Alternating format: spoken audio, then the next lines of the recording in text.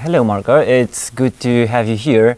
We are meeting here because of the festival Nina beta version, and its main theme is digital stories. And in this context, I would like to ask you about this: what internet can do that traditional films or documentaries can't? A lot of things. The first one, I guess, one of the things that we ask when we are making a project or interested in a project is how does that put the viewer inside of the story? So you can, online you can have interactions, you can use all sorts of medias that you cannot on TV because you have to have image and sound, or in cinema. So you can, basically the way we put it is you tell a story to one viewer while talking to everybody. So it's what we call one-to-one, one-to-many, where in television you have to have something that works for everybody, and online you can address one person, like target one person at a time. Yeah. So you work for Wywiad, it's French interactive media company, and you are famous for a great web doc called Alma, A Tale of Violence. And what did you find, like specifically in the story, that you wanted to put it into a web doc form? Well, the story of Alma is that Michael de Verplana and Isabelle Fougère, who are the two directors of the project, came to see us with the story of this girl. And so they had pictures, incredible pictures, and this girl who was willing to talk and to confess her own story. And so she was, she had been in a gang in the Marat for 5 years, starting at 15 and until 20. Her story was incredible. And one of the things that we wanted to do was to make people love a monster, basically. So the web doc starts with her telling the first murder she committed. And if you continue, because the first scene is a bit harsh, and it's something that you can only do online, basically, because people don't arrive like that on the program. They have to click, you can warn them about what's going to happen. And although the first like 5 minutes are only her talking, it can be quite difficult to bear for a lot of people. And so if you continue, you will start to have feelings for her, to feel sorry for her, to identify to her. And actually, the way it works in terms of interactivity is that you have two movies. So you have her confession, facing camera for 40 minutes, and then you have what we call the evocative level, which are pictures of the place that Michael took for like 15 years, videos, drawings, a lot of drawings of Hugues Micol, that are what people usually go to when facing her is not possible anymore. And sometimes it's a relief, and sometimes it's even worse, what you see like on the upper level. But it's a little bit what I was telling you before, is everybody has his own path, and people don't have seen the same project depending on when they decided to go up and down, although it's very what we call soft interactivity or slow web, like there is not many clicks. And the other particularity is that it's only her story. We're not giving any background, we're not explaining what Guatemala is. If you want to dig deeper, you have like documentary modules with text and images that can give you background and give you a bit of explanation about violence, about the women in this kind of context. But so that's what we wanted to do, the fact that you can get really close to someone who's just started her story by telling you, I killed a girl when I was 15 with a bottle of beer. Yeah. And so what were the biggest challenges in doing Alma? I'm asking also from about like production difficulties or obstacles. Oh, there were many. One of them is financing, I think, or financing is one of them. I wouldn't say it's the biggest. I think one of the things that was really complicated is that you're talking about very hard story. So we got deep into murders and pictures of cadavers for like 2 years.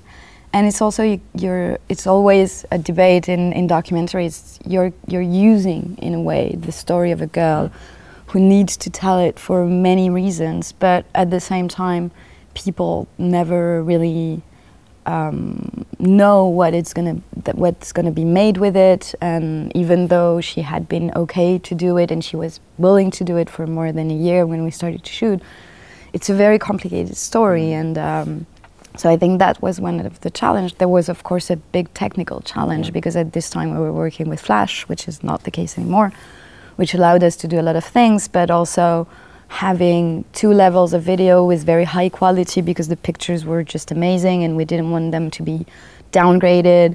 That was working for a lot of places. So this, and of course, yeah, you could say financing.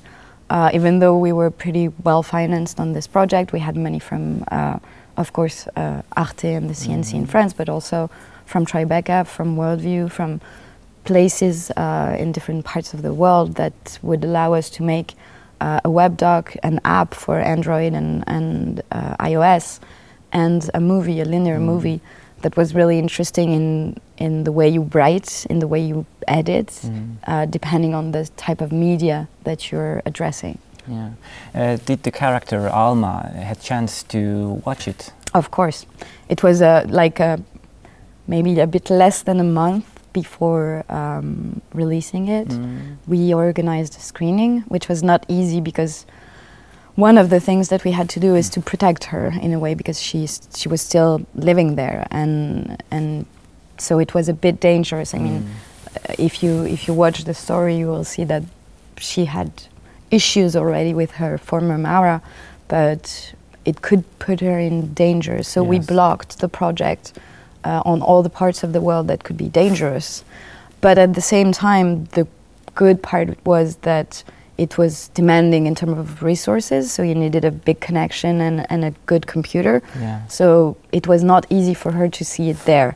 But we organized a screening with some people around her to be there, like to have a legal counsel to make sure that what she was saying was not putting her in more danger than she was already, and a psychological counsel as well, because it's, I mean, there was maybe a year and a half between the moment we shot and the moment she saw it, and so it was a little bit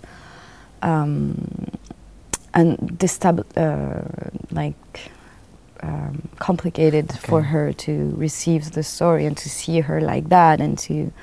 So it is like still blocked in Guatemala. You can watch this film. You cannot see it. Okay. In Guatemala and in part of Central America that are linked to Guatemala. And it's interesting because do you think that like all stories like fit the web doc, or what kind of stories or genres, dramatic genres, fit web doc best?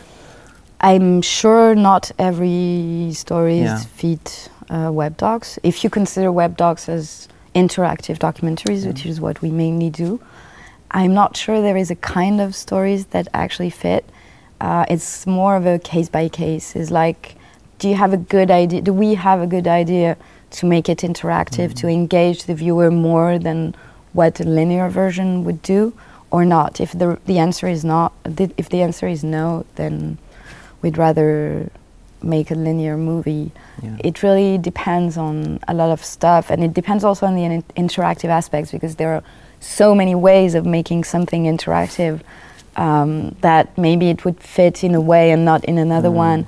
But the idea is that it's demanding for the viewer. You ask him more than just turning on their TV and receiving the content.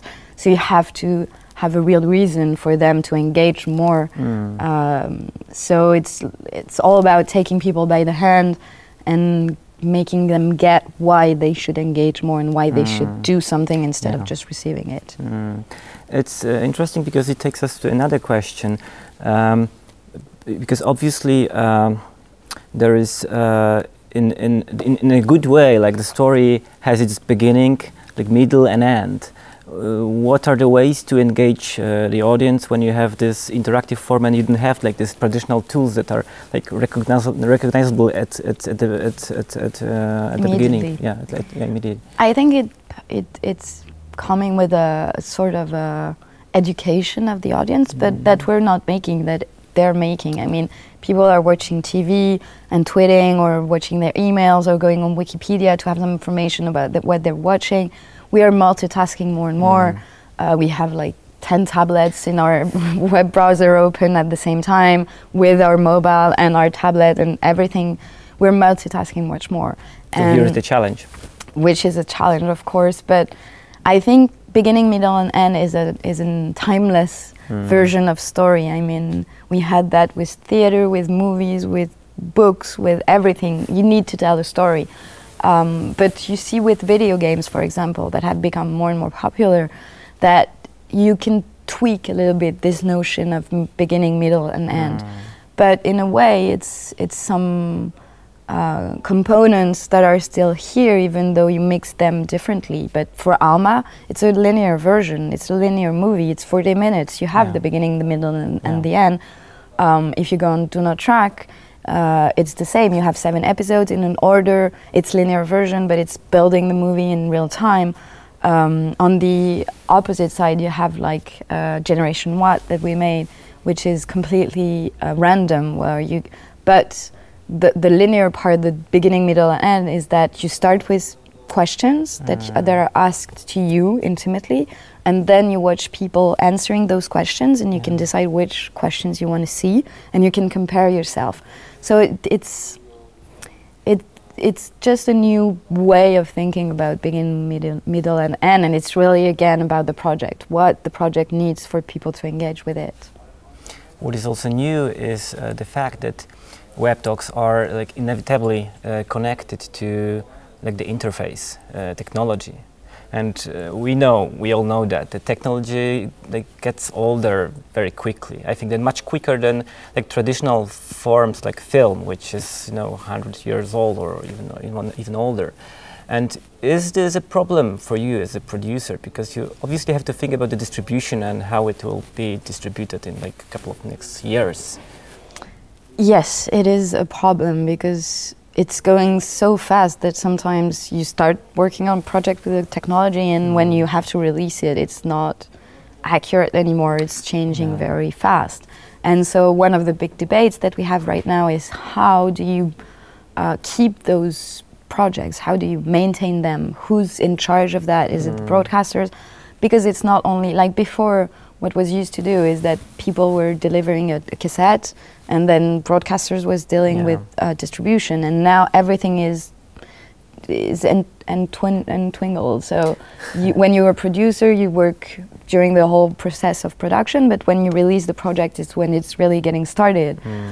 And so it's going very fast. But at the same time, when you compare it to traditional medias, television was kind of that way when it started. I mean, I remember we had NTSC and PAL and SECAM, and you had to do all versions, and it was never compatible in between each others. And so it's the time needed for a media to really get industrialized. And so it's a little bit like the Far West right now. So everybody is creating formats. It's changing all the time. Nobody knows what's going to become like the reference that's needed for it to be working well, and we add some difficulties because, for example, before you had 3 formats for TV, but now we have all the browsers and the technologies, and we're using API. So anytime, like for example, for Prison Valley and Gazas Deot, we used Google Maps, and Google Maps just changed its API a few months ago, so it's not working anymore. So we have to find a new way, and maybe then in a year we will have to find a new way. Again, and it's not even linked to flash technology, which is also going to be a problem at some point. And at the same time, is this patrimony, do we need to keep that and to find a way of having a place where you can consult them and see them even in 10 years or 15 years? But in a way, I mean, I guess if you take 16mm videos now or 8mm, you need so much material and complex installation to use them and to have them in digital version that only a few movies survived really amongst everything that was produced. So I think what's particular with internet is that it's a meta-media. So it absorbs all the other medias. It absorbs radio, text, books, TV, cinema, everything can be watched online. So that's maybe the most new thing, the newest thing about it. But for the rest, it's 20 years old, it's very young for a media. TV, it took TV maybe 50 years to understand that it was not filmed theater or filmed radio, that they had to find their own formats and their own models. So I think we're on a quite quicker path, but it's normal that it takes a bit of time to structure it. And it's the fun part of it. I mean, Far West was the moment where you would have the most freedom, and afterwards everything was structured. So now we can have fun. It's hard because it's harder to find money and it's harder to find an audience, and we don't know the codes and we have to invent every time we create a project. But it's also the moment where authors have the most freedom, producers have the most freedom, so it's really fun. Yeah, and because now a lot of web docs are financed by public institutions like Arte or like National Film Board of Canada. And what will like web doc look like when the market will, you know, puts the hands on it? It's a good question. I don't know exactly, because if you watch the industry, I mean, a lot of documentaries, at least in France, are produced by public institutions. So I think for web docs, it's not going to be very different. It's not the most popular and entertaining. We're in an era where entertainment is the must. And I think what internet brings, which is very different from television, is that it's niche markets. So you are going to be able to reach people who like very specific subjects, but all over the world. Whereas on television, you needed to be able to reach 5 million people at the same time, which is not the same kind of projects that you can do. So I think for web docs specifically, I'm not sure the private market is really going to get into it very deeply. But web docs is just a small part of what digital is changing in audiovisual. And I think one of the things that's happening, and that you can see with places like Vice or even like the New York Times, is that people are more and more interested in what's really happening. Like fiction is something like very big series and everybody download or watch Game of Thrones or big Netflix series. But at the same time, you see that people want real stuff, like the real world, what's happening for real and without the codes of television. And I think younger audience especially are really interested in that kind of new way of telling stories from people all over the world that make you travel without getting out of your living room.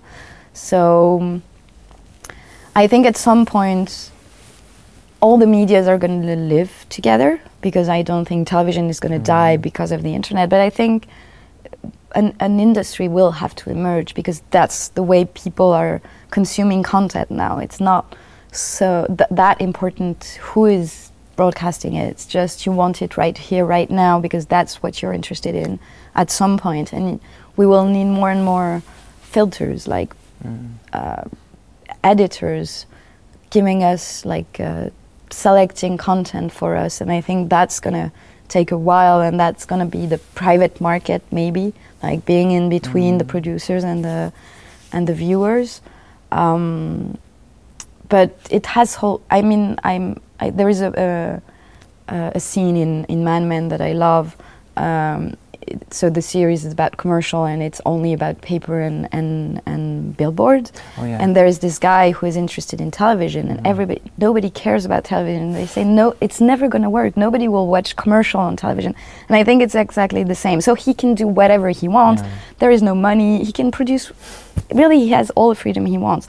And when you look at it now, it's really funny to see that it's a little bit what's happening as well. Like 10 years ago, everybody was saying nobody will go online, and afterwards it was like everybody will go online. And now we're in this middle thing where people are like, are they going to go?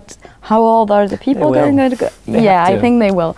And so I think it's going to be interesting to see. I cannot predict the future because we're so immersed in it. I'm sure it's going to be a great place to tell stories. I'm sure the private sector will have to figure it out sometime. We see that in France, Canal+ is starting to invest in web fiction. I think all the actors are going to get interested in one place that is already what they're good at, but adapted to the web. Marshall McLuhan said, the medium is the message. What's the message of WebTalk? I think it's a little bit create your story. You're empowered, maybe more than on television, where you had a director who chose, like, one of the big difference that we have between linear and non-linear is that you had only time where you could play. So you could choose the time where you entered the story, but now you have space, and space is giving a lot of power to the users, and you can dig so deep. I mean, yesterday we were presented with Fort McMoney. Fort McMoney, if you want to dig into the topic, and I know a lot of people loved it, you can stay 8 hours knowing what's happening in this city. And if you're just interested in one thing, you can just dig into one thing. And if you just want to have a general idea, you can spend 10 or 20 minutes. So I think it's empowering and giving people the possibility to know what they want to know about the world instead of receiving what people wanted them to know about the world. Thank you for the conversation. Thank you very much.